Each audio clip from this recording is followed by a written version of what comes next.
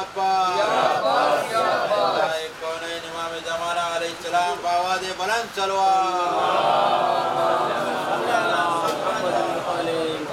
لبیک یا حسین، لبیک یا حسین، سلامتی امام زمانہ علیہ السلام بآواز بلند صلوات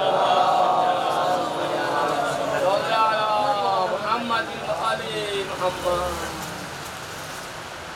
لا حول ولا قوة إلا بالله العلي العظيم. أعوذ بالله من الشيطان اللعين الرجيم. حسبنا الله ونعم الوكيل، نعم المولى ونعم النصير. بسم الله الرحمن الرحيم. الحمد لله الذي هدانا لهذا وما كنا لنهتدي لولا أن هدانا الله. لقد جاءت رسل ربنا بالحق. الصلاة والسلام على سيد الأنبياء وأشرف المرسلين، خاتم النبيين بطه وياسين وبالقاسم محمد.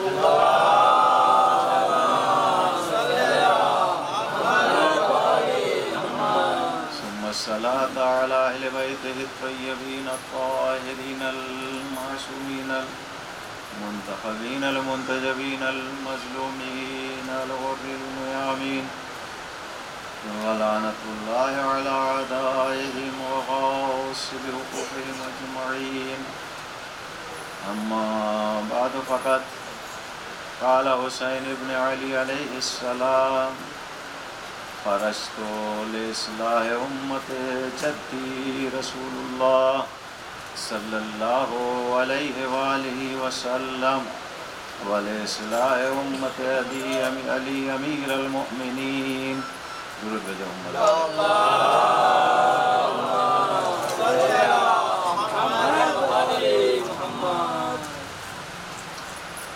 عزیزان محترم، سب سے پہلے تو میں آپ سب کا شکر گزار ہوں کہ آپ سب نے بڑی حوصلہ افزائی کی اور اپنا وقت دیا، برابر وقت سے مجلس میں آئے اور دیر سویر بھی ہوئی، اس کے لیے بھی نظر انداز کیا آپ نے. یہ آخری سیوم کی مجلس ہے، اس کے بعد پتہ نہیں ملاقات دوبارہ ہو یا نہ ہو. بہرحال یہ دنیا گول ہے، گھوم پھر کے کہیں نہ کہیں تو ملاقات ہو ہی جائے گی.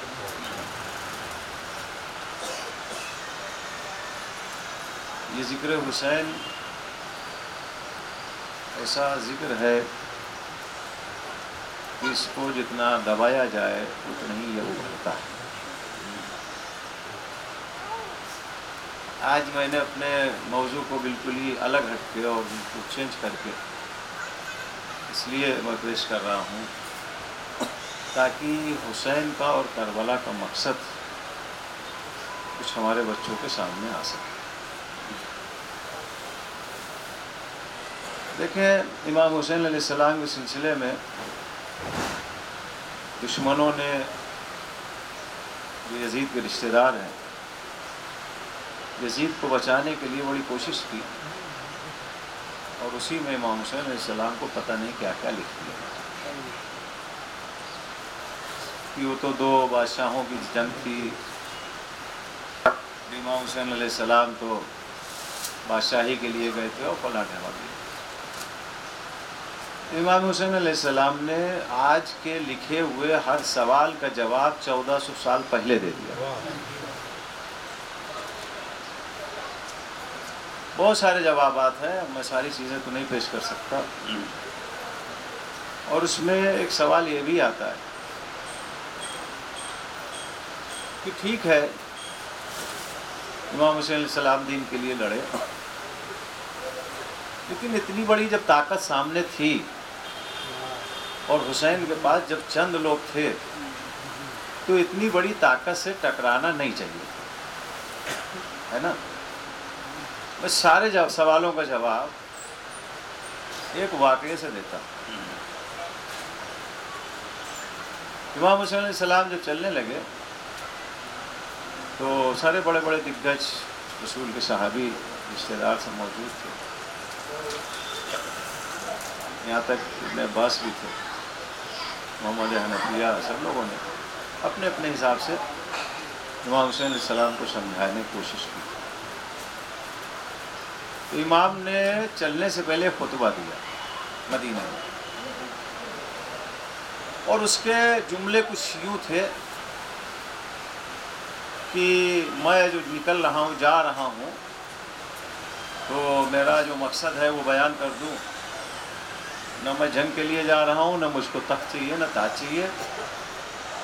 کوفے والوں نے بلایا ہے، ان کے بلانے پہ میں جا رہا ہوں، اور میرا صرف اور صرف مقصد یہ ہے خرجت لاصلاح امت جدی رسول، اپنے نانا کی امت کی اصلاح اور باپ کی امت کی، یہ میرا مقصد ہے۔ اور بہت ساری باتیں ہوئی، امام حسین علیہ السلام نے کہہ کے نکلے وہاں سے۔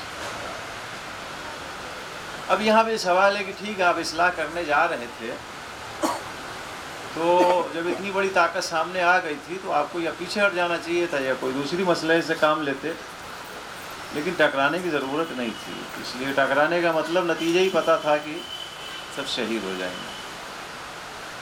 تو میں اپنے جوانوں اور بچوں کو سمجھانے کے لیے ایک چھوٹا سا واقعہ بتاؤں۔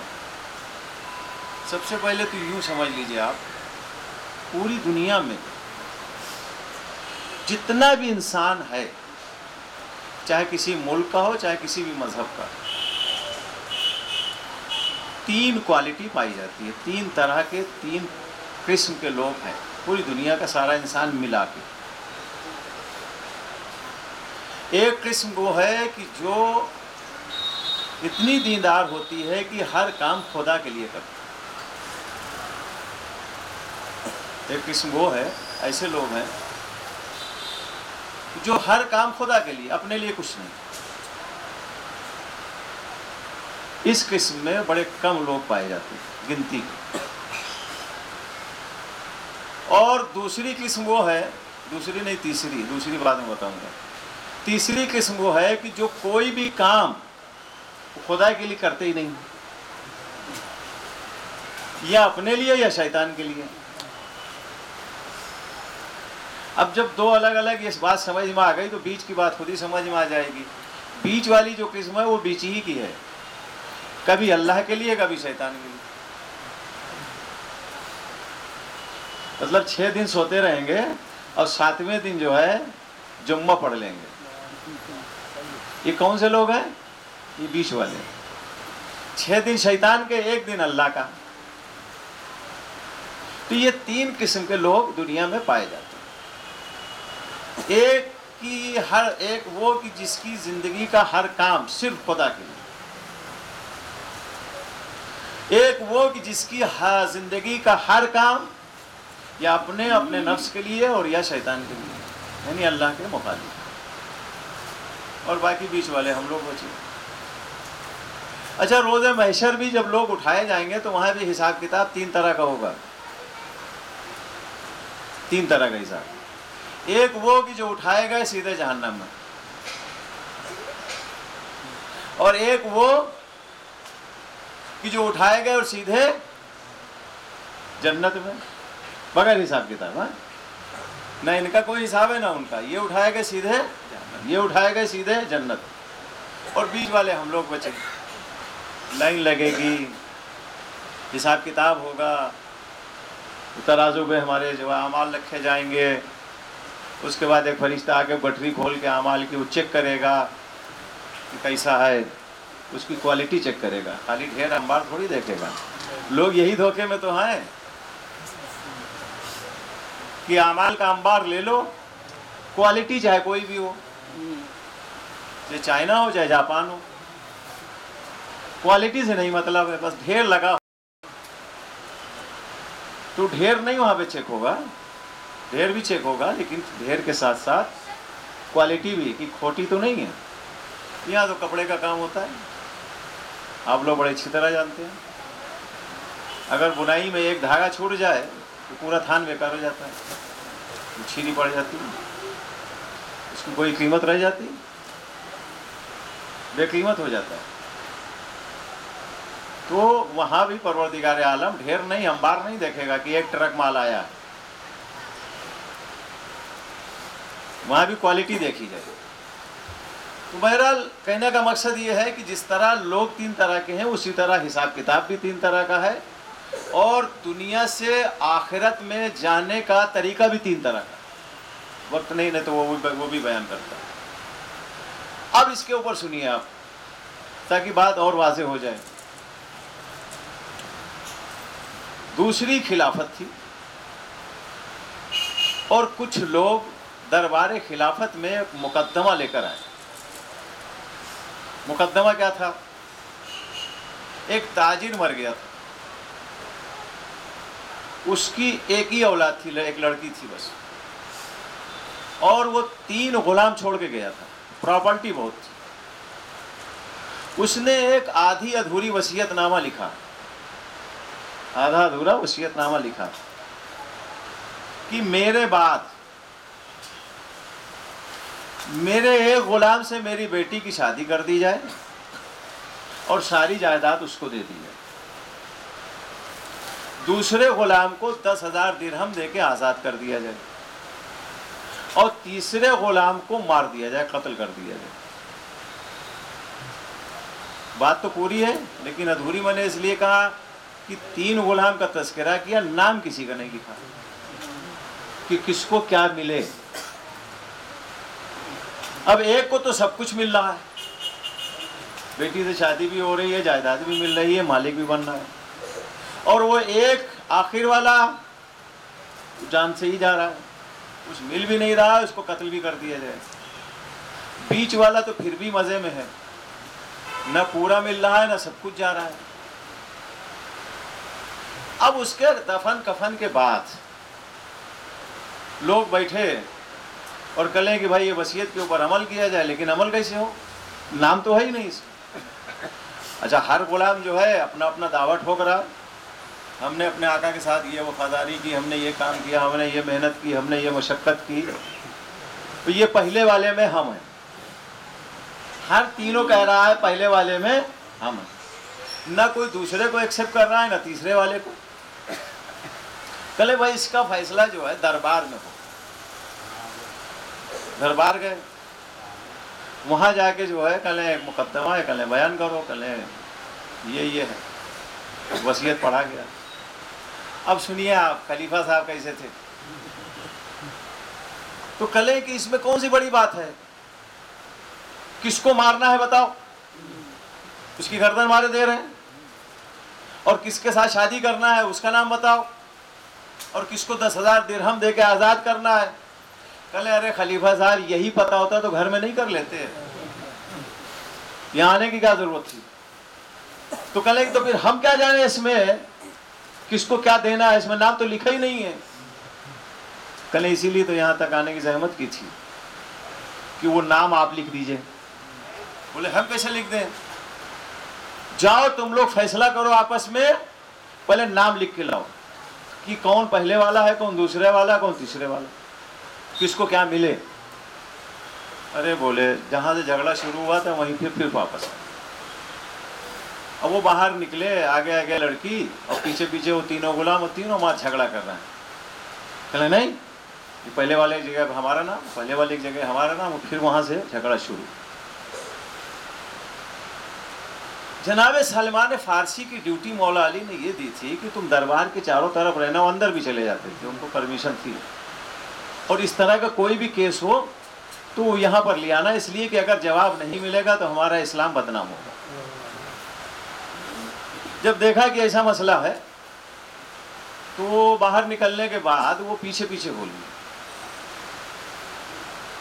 और होने के बाद में जब थोड़ा सा फासला हुआ तो सरपट आगे बढ़े اور بات کرتے ہوئے آگے چلے گئے، اس لیے کھڑے ہو کے بات نہیں کر سکتے، اتنی نظر تھی لوگوں کی۔ وہ لڑکی کے پاس سے گزرے اور گزرتے ہوئے انہوں نے کہا کہ اگر صحیح جواب چاہیے تو ہمارے پیچھے آ جاؤ۔ اب آگے آگے سلمان فارسی، توجہ چاہتا ہوں، یہ ابر رحمت ہے، پریشان نہ ہوئیے، کاش یہ کربلا میں ہوتی۔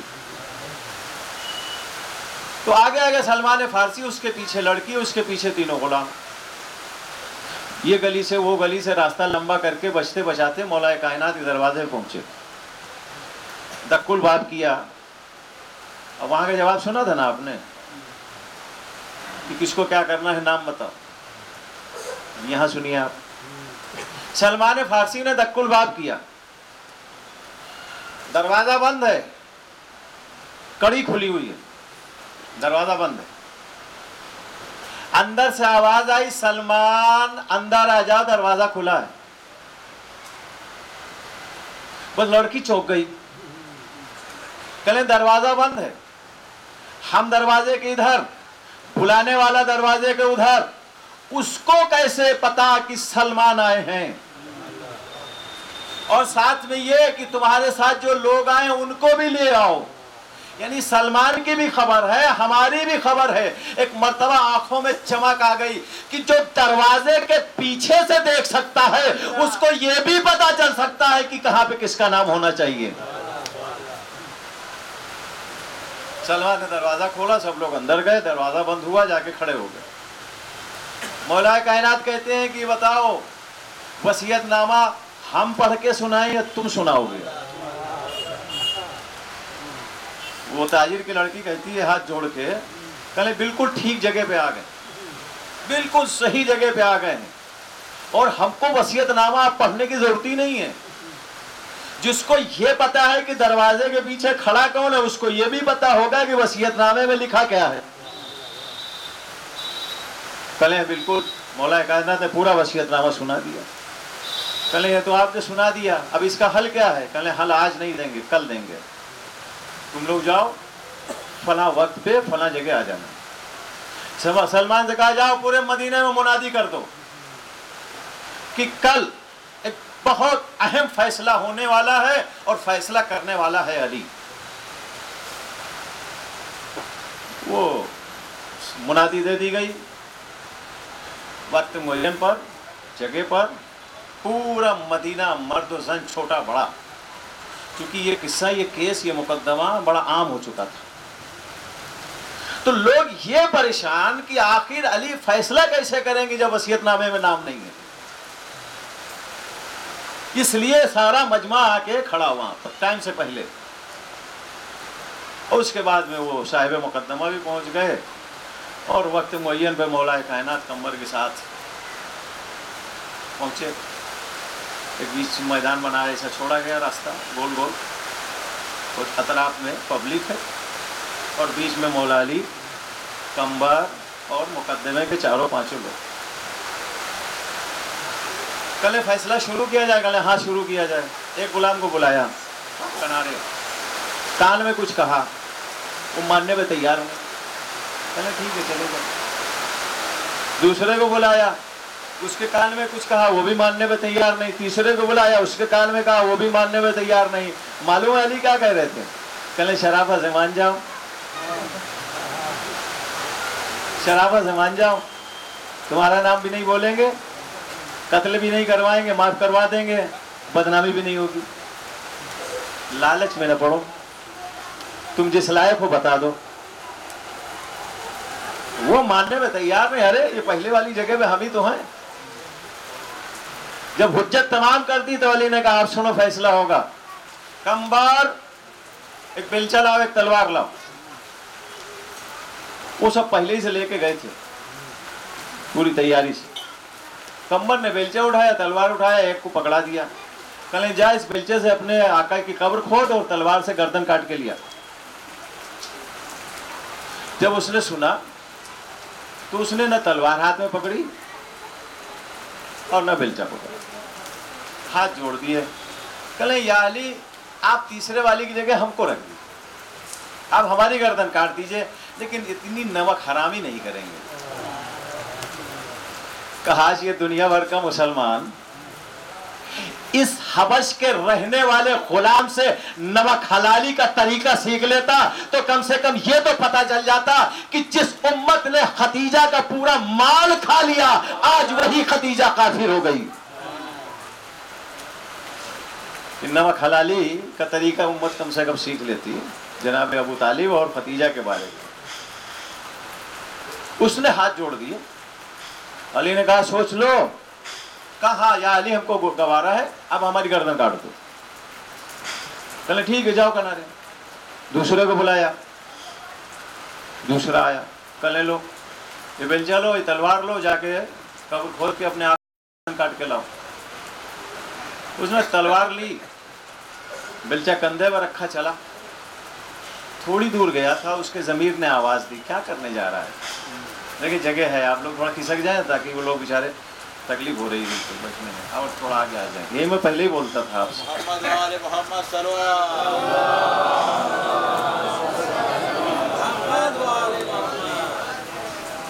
تھوڑی دور گیا تھا کہ اس کے ضمیر نے اس کو جھنجھوڑا لعنت ملامت کی اور کہا کیا کرنے جا رہا ہے. تو بولا آپ نے آقا کے جو ہے قبر کی توہین کرے. کھودنے کا مطلب توہین کی اس کے بعد میں سر بھی کاٹ کے لائے گا. ارے کم سے کم تیرے آقا نے تجھ کو چھت دی گھر دیا عزت دی کھانا دیا کپڑا دیا. اب وہ آقا تھا کہیں کہیں ظلم کر دیتا تھا تو کیا ہوا. یہ راستے سے واپس آئے اور کہلے یا علی یہ لو ہم سے نہیں ہوگا. کہلے اچھا تم سے بھی نہیں ہوگا. کہلے نہیں ہوگا. کہلے کنارے آ جائے. تو کنارے آ گیا. تیسرے کو دیا. بڑے تاؤ میں اس نے بیلچا کندھے پر رکھا. ارے کہلے ابھی لے کے آتے ہیں ہم تو پہلے ہی کہہ رہے تھے کہ یہ لوگ اس لائق نہیں. بس اس نے بیلچا لیا تلوار لی لے کے نکلا. جیسے ہی تھوڑا سا آگے بڑھا علی نے کمبر کو بھیج دیا کہ نہیں یہ جگہ پہ پہنچ جائے گا اور ساتھ میں جاؤ اس کے پیچھے. جیسے ہی بیلچا قبر میں مارے ہاتھ پکڑ کے لیا نا. بس گیا سیدھے قبر پہ کہیں نہیں رکا. بڑے تیز قدموں سے گیا. اس کو تو پوری پراپرٹی بھی لینا تھی نا شادی بھی کرنا تھی. جیسے ہی ایک بیلچا زمین پہ مارا ہاتھ کمبر نے پکڑا. کہنے چل تیرا کام ہو گیا. پکڑ کے لے کے آئے. علی نے تینوں کو کھڑا کیا. کہنے آپ وصیت نامہ پڑھو. وصیت نامے میں لکھا تھا ایک غلام کہ جس کے ساتھ میری بیٹی کی شادی کر دی جائے پوری پراپرٹی دے دی جائے. کہنے وہ یہ پہلے والا ہے کہ جس نے تلوار اور بیلچے کو ہاتھ بھی نہیں لگایا. دوسرا جس کو 10,000 درہم دے کے آزاد کر دیا جائے. کہنے یہ والا ہے کہ جو آدھی دور گیا ضمیر نے ملامت کی واپس چلا آیا. اور جس کی گردن مار دی جائے وہ یہ تیسرے والا ہے کہ جو اپنے آقا کی قبر کھودنے میں مصروف ہو گیا. جو مرنے کے بعد آقا کی عزت نہ کرے وہ زندگی میں کیا کرے گا. سارے لوگ پریشان. کتنے لوگ تو صرف اس لیے آئے تھے کہ آج علی کے مقدمے کے اوپر علی کے فیصلے کے اوپر اعتراض کرنا ہے. لیکن علی نے ایسے ثبوت دے دیے کہ کسی کو جواب دینے کا اور سوال کرنے کا موقع نہیں دیا. ہاں جو لکھا ہے علی نے وہی فیصلہ کیا. تو اس واقعے سے کہاں تک نتیجے تک پہنچے آپ. پوری دنیا 3 قسمیں بٹی. ایک مکمل اپنے مالک اور آقا کی وفادار اور ایک مکمل خلاف ورز جیسے شیطان ابلیس فرعون نمرود شداد یزید. اور دوسرے ہم لوگ جو کسی کے نہیں تھالی کے بیگن جدھر ڈھال پڑے ادھر لڑا کے جائیں. کبھی اللہ کے کبھی شیطان کے. تو یہی سلسلہ دنیا میں چل رہا ہے. حضرت آدم سے لے کر قیامت تک چلتا رہے گا. اور پورا کاروبار اللہ کا اسی 3 قسموں پہ ٹکا ہے کہ کون لوگ کس طرح کے ہیں. جو جس طرح کا ہے اس کے ساتھ اللہ کا ویسے ہی برتاؤ ہے. اب ایک مثال اور دے دوں رسول اللہ کے زمانے کی. شب ہجرت تو پتہ ہے نا. پورا واقعہ پتہ ہے. ہم واقعہ نہیں پڑھیں گے اشارہ کریں گے خالی آپ سمجھتے چلے جانا. ایک رسول کے بستر پر اور ایک رسول کے ساتھ ہے نا 2 لوگ. ایک ہی وقت میں 2 لوگ، ایک پہلے والی قسم میں، ایک آخری والی میں، ایک رسول کے بستر پر، ایک رسول کے ساتھ، جو بستر پر اس کو پتا تھا کہ 40 جوان ننگی تلوار لے کر گھر کا محاصرہ کیے ہیں، کبھی بھی جان جا سکتی ہے، لیکن اس نے کیا کیا؟ یا رسول اللہ میرے سو رہنے سے آپ کی جان بچ جائے گی. کہا ہاں، سجدہ شکر کیا، جا کے جو ہے بستر پہ لیٹ گیا. یعنی ہماری جان ہماری نہیں ہے، خدا کے لیے، وہ چاہے لے لے چاہے دے دے. یہ پہلی قسم تھی. آخری قسم، بیچ کی تو میں ذکر ہی نہیں کروں گا، ان کی تو کوئی گنتی ہی نہیں ہے. آخری قسم جیسے ہی دیکھا کہ غار تک مکے والے آ گئے، کہلے تب تو جاسوسی کرنے ہی بات ہے، رسول اللہ ہاتھ پکڑ کے لے آتے، کہلے موقع اچھا ہے. ایک مرتبہ دہاڑے مار مار کے رونے لگے. رسول اللہ نے کہا کہے لیے رو رہے؟ کہنے ڈر لگ رہا ہے، یہ سب آ گئے کہیں اندر نہ آ جائیں. ایک مرتبہ قرآن نازل ہوا، دونوں جگہ قرآن کی آیت اتری، یہاں بھی وہاں بھی، بستر میں بھی غار میں بھی. بستر پہ جو آیت آئی، وَمِنَ النَّاسِ مَن يَشْرِي نَفْسَهُ ابْتِغَاءَ مَرْضَاتِ اللَّهِ وَاللَّهُ رَءُوفٌ بِالْعِبَادِ. لوگوں میں سے کچھ ایسے بھی ہیں جو اپنا نفس دے دیتے ہیں اور اللہ کی مرضی خرید لیتے ہیں. اسی وقت دوسری آیت غار میں آئی، لا تحزن ان اللہ معک. کیوں ڈر رہا ہے جب رسول اللہ تیرے پاس میں ہے؟ سمجھے؟ ایک خالص خدا کے لیے، ایک خالص اپنے نفس کے لیے. یہ زندگی کا سلسلہ آگے بڑھا. حضرت ابراہیم علیہ السلام اپنے جانوروں کو لے کے جا رہے ہیں چرانے کے لیے. چراگاہ میں پہنچے تو دور سے آواز آئی، کوئی شخص تسبیح پڑھ رہا تھا. وہ تسبیح کی آواز اتنی پیاری تھی، لب و لہجہ، انداز، دھن بڑی پیاری تھی. جناب ابراہیم جانور بھول گئے اور وہ آواز کے سہارے چلے گئے. تو دیکھا ایک شخص بیٹھا ہوا تسبیح پڑھ رہا ہے، سبحان قدوسون، آگے رب الملائکۃ والروح. حضرت ابراہیم کو اس کے پڑھنے کا انداز بڑا اچھا. کہنے بھائی اچھا، جیسے ہی حضرت ابراہیم آگے کھڑے ہوئے وہ رک گیا. ارے کہنے رکے کیوں؟ پڑھو نا. کہنے کیوں پڑھیں؟ ہمارے کہنے سے پڑھیں گے؟ تو ایک بار پڑھ دو، ہمارے خاطر پڑھ دو.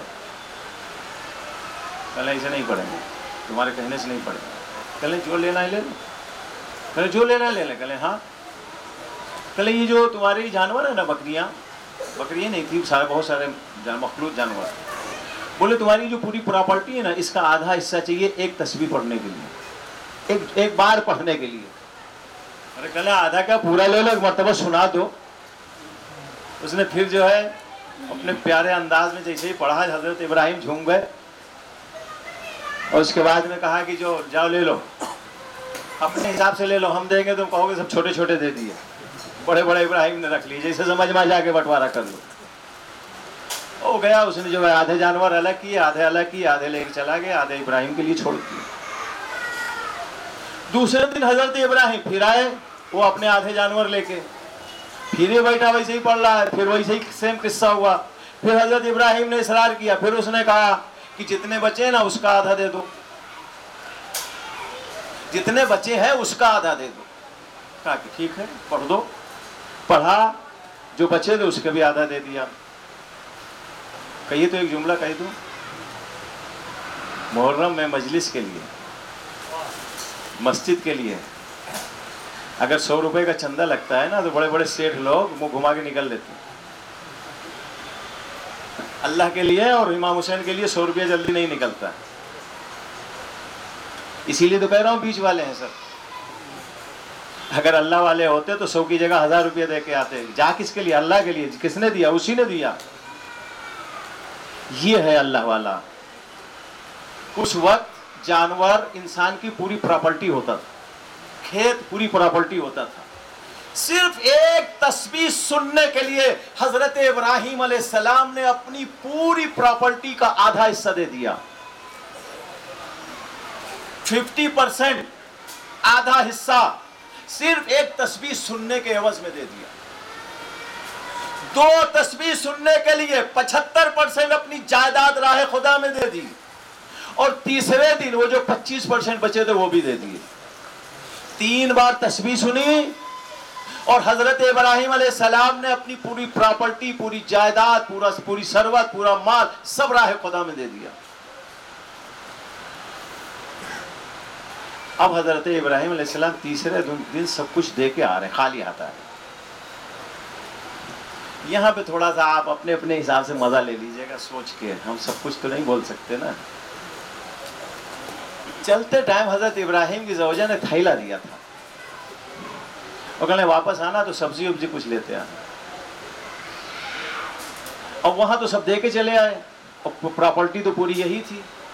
بھائی جس کے پاس جانور ہیں تو سب کچھ تو جانور ہی ہے, کھال بیچا تو پیسہ ملا, دودھ بیچا تو پیسہ ملا, جانور بیچا تو پیسہ ملا, اور سب کچھ تو دے آئے. جیب میں کچھ تھا نہیں, تھیلا خالی. جب گھر نزدیک آیا تو حضرت ابراہیم کو یاد آیا, ارے تھیلا دیا گیا تھا سبزی کے لیے, نہیں لے جائیں گے تو آگے کیا ہوگا. یہ آپ لوگ اپنا یاد کر لیجئے. تو حضرت ابراہیم علیہ السلام بڑے پریشان ہوئے, تھیلا نکالا, تھیلا ہاتھ میں, اب سوچ رہے کریں کیا. اور یہ سوچتے سوچتے دھیرے دھیرے جا رہے ہیں. پھر جب گھر بالکل نزدیک آیا تو کہلے یار ایسے تو کام چلے گا نہیں, کچھ نہ کچھ تو اس میں بھرنا پڑے گا. تو دیکھا رستے کے کنارے کچھ کنکر پتھر پڑے تھے, انہوں نے کہا کہ وہ تھیلے میں بھر لی. بولے اندر انٹری تو ہو جائے گی, اس میں جھولے میں کچھ ہوگا, اندر انٹری تو ہو جائے گی, پھر اندر جا کے بعد میں جھیلا جائے گا.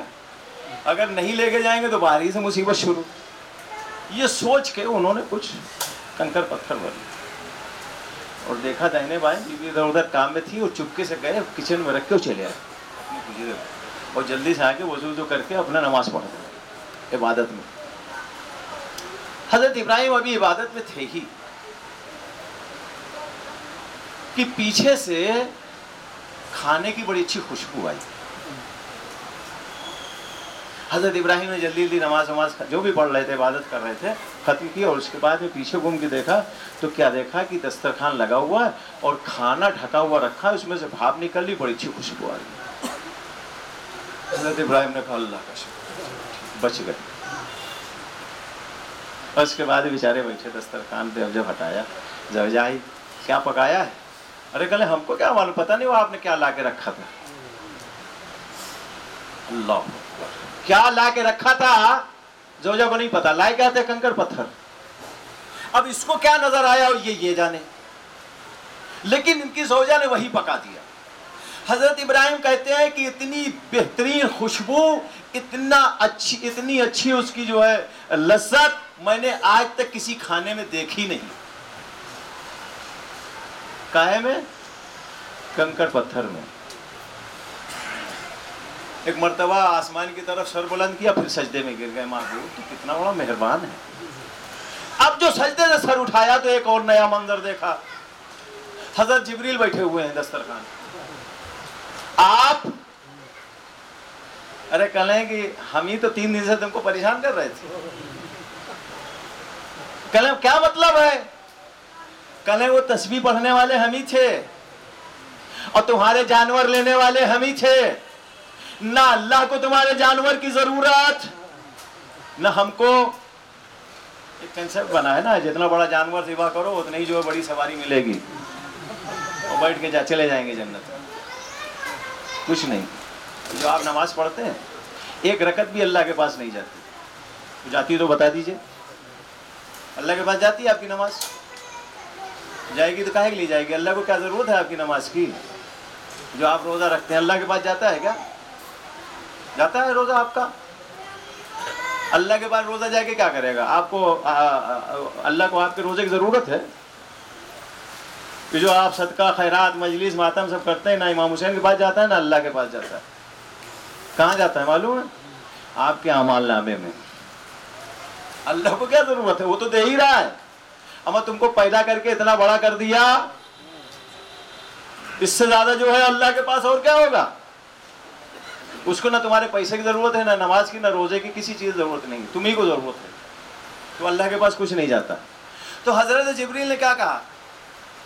اے اللہ کے نبی، نہ اللہ کو تمہارے جانوروں کی ضرورت تھی نہ ہم کو تھی۔ کہا پھر یہ 3 دن سے پریشان کیوں کر رہے تھے؟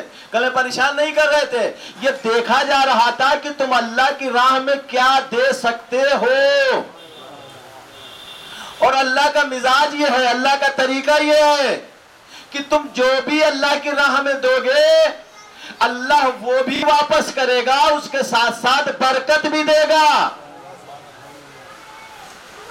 جتنے جانور تم نے راہ خدا میں دیے تھے نا، سب اللہ نے واپس بھی دیے، اور اس کے ساتھ ساتھ برکت بھی ان جانوروں میں دی، اور ساتھ میں یہ بہترین جنت کا کھانا بھی تم کو بھیجا۔ اب سمجھے حسین ابن علی نے کیا کیا تھا؟ حسین ابن علی وہ پہلی والی قسم میں تھے، جو بھی ہے اللہ کے لیے، سب کچھ اللہ کے لیے لٹا دیا۔ اب اللہ کا فریضہ کیا ہے؟ حسین نے جان دی اللہ کے لیے، حسین نے مال دیا اللہ کے لیے، حسین نے اولاد دی اللہ کے لیے، حسین نے اپنی زندگی دی اللہ کے لیے۔ اب اللہ کیا کرے گا؟ جیسا حسین نے دیا ہے ویسے ہی واپس بھی کرے گا، اس میں برکت بھی دے گا، ہے نا؟ اب سنیے بس 2 جملے اور اب مصائب۔ شہید کے بارے میں پروردگار عالم نے کیا کہا؟ شہید کو 3 انعام ملے گا۔ ایک زندہ ہے، گمان بھی نہیں کرنا، سوچنا بھی نہیں۔ دوسرے اللہ کی طرف سے رزق پاتا ہے۔ تیسرے بغیر حساب کتاب جنت میں جائے گا۔ اب فیصلہ آپ کے ہاتھ میں۔ اب میں بتاؤ 10 روپے کا بھی سامان اتنا ہی ملے گا، 100 روپے کا بھی اتنا ہی ملے گا؟ ایسا ہوتا ہے؟ 10 روپے کا بھی اتنا ہی سامان، 100 روپے کا بھی اتنا ہی سامان۔ یہ اللہ نے کس کے لیے کہا؟ یہ 3 انعام کس کے لیے؟ شہید کے لیے۔ شہید کا مطلب کیا ہے؟ جو اپنی ایک جان، نہیں سمجھے؟ گنتی کے اوپر تو توجہ کر لیں۔ جو اپنی ایک جان اللہ کو دے، اللہ اس کو 3 انعام دے گا۔ ہمیشہ کی زندگی، ہمیشہ کا رزق، بغیر حساب کتاب جنت میں۔ اما جو 72 جانے دے، جو 72 جانے دے، کیا اس کو بھی اتنا ہی ملے گا؟ تو پھر فرق کیا رہ گیا؟ ایک جان دینے والے میں 72 جان دینے والے میں فرق کیا رہ گیا؟ نہیں، فرق ہے، اللہ نے فرق بتایا۔ کہا سنو، جو ایک جان دے گا اس کو یہ 3 انعام، ہمیشہ کی زندگی، ہمیشہ کا رزق، بغیر حساب کتاب جنت میں۔ لیکن جو ایک کی جگہ 72 جانے دے گا اس کو ہمیشہ کی زندگی نہیں دیں گے، بلکہ زندگی کا مالک بنا دیں گے۔ جو ایک جان دے گا اس کو ہمیشہ رزق دیں گے، جو 72 جانے دے گا اس کو ہم رزق نہیں دیں گے بلکہ اس کو خود رازق بنا دیں گے۔ اب سمجھے 1400 سال سے یہ مجلسوں میں تبرک کیا بٹ رہا ہے؟ یہ تبرک نہیں ہے، یہ حسین کا دیا ہوا رزق ہے۔ آ کے لے جاؤ اللہ کے پاس۔ حسین کا اتنا رزق ہے کہ قیامت آ جائے گی رزق حسین ختم نہ ہوگا۔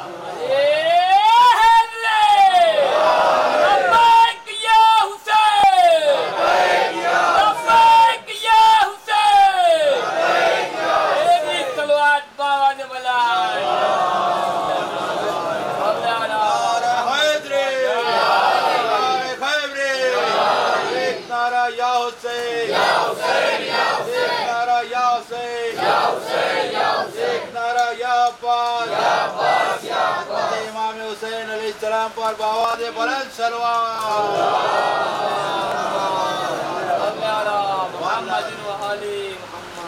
تو جو ایک زندگی ایک جان دے گا اس کو جنت ملے گی، اور جو 72 جان دے گا جنت کا مالک بنے گا۔ جو ایک جان دے گا اس کو زندگی ملے گی، جو 72 جان دے گا زندگی کا مالک بنے گا، اور ساتھ میں اللہ برکت بھی دے گا۔ اما اس سے بڑا کیا ثبوت ہے؟ آج تک دنیا میں کوئی ایک انسان ایسا لا کے دکھاؤ کہ جس کا گردن کٹ گئی ہو، جسم کہیں اور ہو، گردن کہیں اور ہو، بول رہا ہو۔ جسم کربلا میں تھا، سر نو کے نیزہ پہ کوفہ اور شام میں، اس کے بعد جو تلاوت پڑھ کے یہ بتا رہا تھا، یزید تو مجھ کو مار نہیں سکتا، ہم شہید ہیں، ہمیشہ زندہ رہیں گے، ایسے زندہ ہیں نو کے نیزہ پہ بھی بولیں گے، اور اس کے بعد اگر قبر پہ کوئی آ جائے گا تو ایک نہیں پوری قوم کو زندہ کر دیں گے، ایسی زندگی دیں گے۔ تو حسین کے پاس، حسین زندگی کا بھی مالک ہے، حسین جنت کا بھی مالک ہے، حسین رزق کا بھی مالک ہے۔ اب جس کو یہ تین چیزیں چاہیے ہو، بارگاہ حسین میں چلا جائے، مل جائے گا۔ پطرس ایسے ہی نہیں آیا تھا، نادانی میں نہیں آیا تھا، انجانے میں نہیں آیا تھا، اس کو پتا تھا کہ حسین کی عصمت کیا ہے۔ حضرت عیسیٰ علیہ السلام، ان کے ہاتھ میں کیا معجزہ تھا معلوم ہے؟ بیمار کو ہاتھ لگائیں تو صحیح ہو جائے، مردے کو ہاتھ لگائیں تو زندہ ہو جائے۔ یہ معجزہ کب تک رہا؟ جب تک عیسیٰ رہے۔ عیسیٰ گئے، معجزہ گیا۔ حسین فخر عیسیٰ ہے، عیسیٰ کا معجزہ صرف ان کی ذات تک محدود ہے۔ حسین اتنا بڑا معجز نما ہے کہ جس جگہ پر حسین کے 2 قطرے گر جائیں وہاں کی خاک کھا کے شفا بن جائے۔ آج یہ جو مجلسیں ہو رہی ہیں سب بیٹھے ہیں، حسین کی اسی قربانی کا نتیجہ۔ شہادت کا کنسپٹ کیا ہے ہمارے یہاں؟ شہادت کا مطلب کیا ہے؟ شہادت کا مطلب ہی یہی ہے۔ آپ نے اپنا پیسہ گھر میں رکھا، سیکورٹی کی ذمہ داری نہیں ہے، چوروں سے بچا رہے، ڈکیتوں سے بچا رہے، کوئی ذمہ داری نہیں ہے نا؟ تو لوگوں نے کیا کیا؟ گھر کا سونا چاندی پیسہ مال زیور دولت یہ آپ کا بچا رہے، اس کے لیے کیا کیا گیا؟ بینک بنائی گئی۔ جا کے بینک میں جمع کر کے آ جاؤ، کتاب پہ چڑھوا لو۔ اب بینک میں آگ بھی لگ جائے گی نا تو بھی تمہارا پیسہ ملے گا، سیلاب بھی آ جائے گا تو بھی تمہارا پیسہ ملے گا، جو بھی تم نے دیا ہے تمہاری کتاب پہ انٹری ہے، تمہارے کھاتے میں لکھا ہے، ملے گا۔ وہاں کچھ ہو جانے دو۔ اللہ نے دنیا بنائی، دنیا کا مزاج کیا ہے؟ ایک نہ ایک دن ختم ہونا ہے۔ تو آپ نے اپنا مال جمع کیا، دنیا ختم ہو گیا، آپ کا مال ختم ہو گیا۔ آپ کی زندگی وہ حیات ہے، دنیا آج نہیں کل ختم ہوگی، آپ کی زندگی ختم ہو جائے گی۔ اولاد ہے، دنیا میں کوئی ہمیشہ کے لیے نہیں آیا، آج اولاد ہے کل اولاد بھی چلی جائے گی۔ تو اللہ نے اس کی سیکورٹی کے لیے ایک چیز بنائی ہے۔ دنیا فانی ہے، یہاں جو آئے گا سب چلا جائے گا۔ ہم تمہارے لیے ایسے لاکر بناتے ہیں اور ایسی بینک بناتے ہیں کہ دنیا ختم ہو جائے کوئی مطلب نہیں، قیامت آ جائے کوئی مطلب نہیں۔ ایسی جگہ تمہاری سیکورٹی کا انتظام کرتے ہیں نا کہ دنیا ختم ہو جائے گی، وہ ہمیشہ رہے گا۔ کون؟ اللہ۔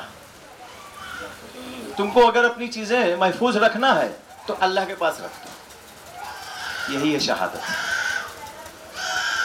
دنیا میں رکھو گے چلا جائے گا، اللہ کے پاس رکھو گے تو چونکہ اللہ ہمیشہ رہے گا لہذا اس کے پاس رہنے والی چیز بھی ہمیشہ رہے گی۔ امام حسین علیہ السلام نے کیا کیا؟ کربلا کے بن میں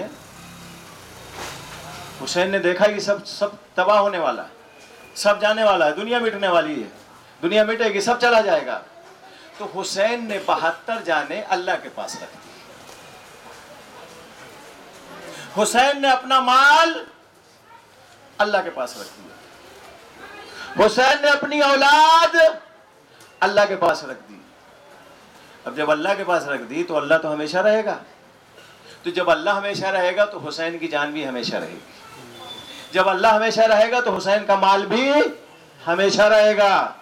جب اللہ ہمیشہ رہے گا تو حسین کی اولاد بھی ہمیشہ رہے گی. بڑے بڑے مالدار اور بادشاہ اور نواب جو ہے آئے چلے گئے, 100-200 سال کے بعد پوتے پر پوتوں نے فاتحہ دینا چھوڑ دیا, دادا کا نام نہیں یاد ہے.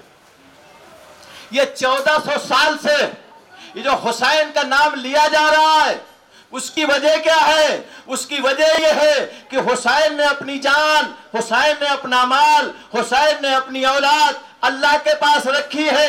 اب جب تک اور جہاں جہاں خدا کا نام ہوگا تب تک وہاں وہاں حسین ابن علی ہوگا. سیکورٹی ہے اللہ کے پاس. آج لوگ شستر ہیں, پریشان ہیں, انگوش بدندہ ہیں کہ 1400 سال سے حسین کا غم ویسے ہی کیوں منایا جا رہا ہے؟ اس لیے منایا جا رہا ہے کہ حسین نے اپنے پاس کچھ رکھے.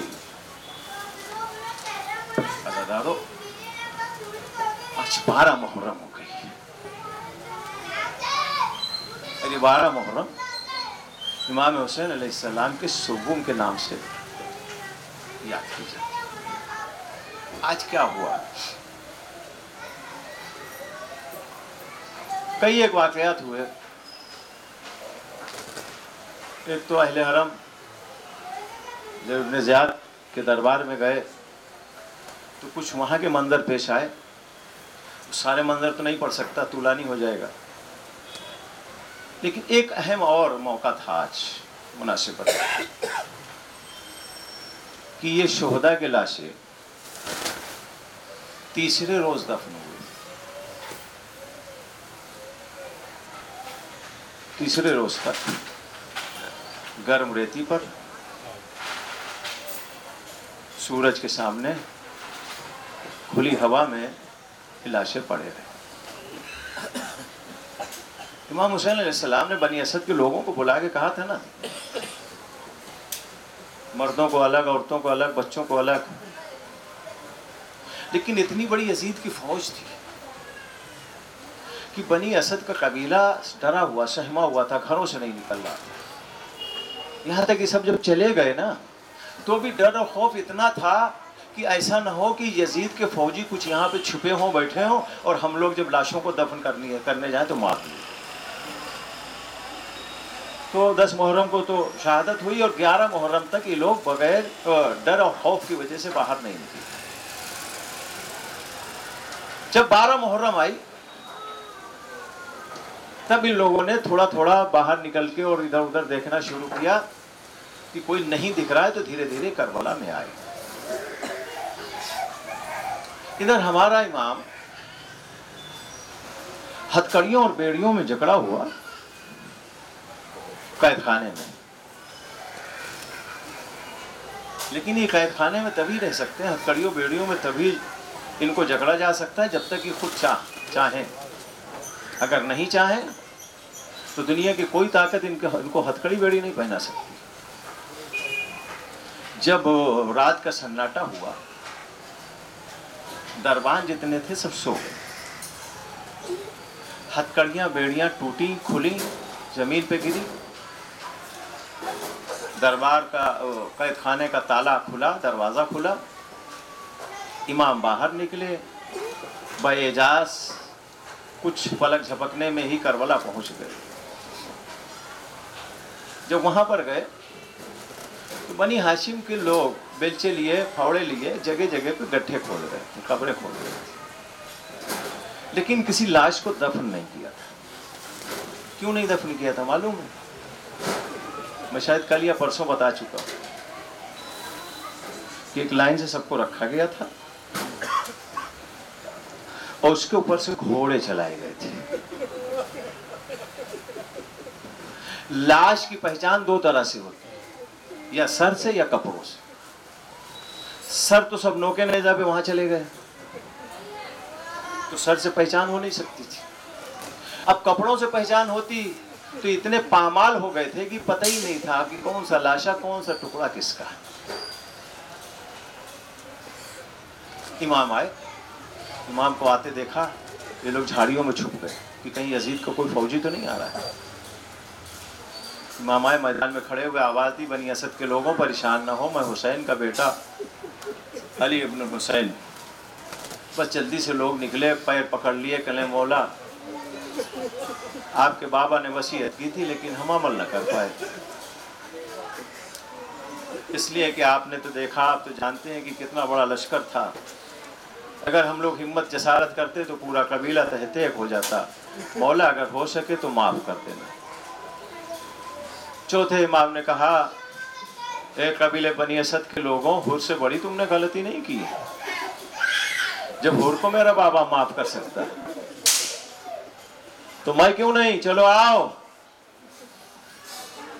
ہم لاش کی شناخت بتاتے ہیں، تم ہماری مدد کرو، قبریں کھودو۔ چوتھے امام نے کچھ قبریں الگ الگ کھدوائی، ایک بڑا سا گڈھا یا یوں کہی جائے کہ بڑی سی قبر جس کو گنج شہیدہ بولتے ہیں، چونکہ ایک رات میں یا کچھ وقفے میں 72 لاشیں نہیں، 72 قبریں نہیں کھودی جا سکتی تھی، لہذا چوتھے امام نے کچھ قبریں الگ الگ کھدوائی،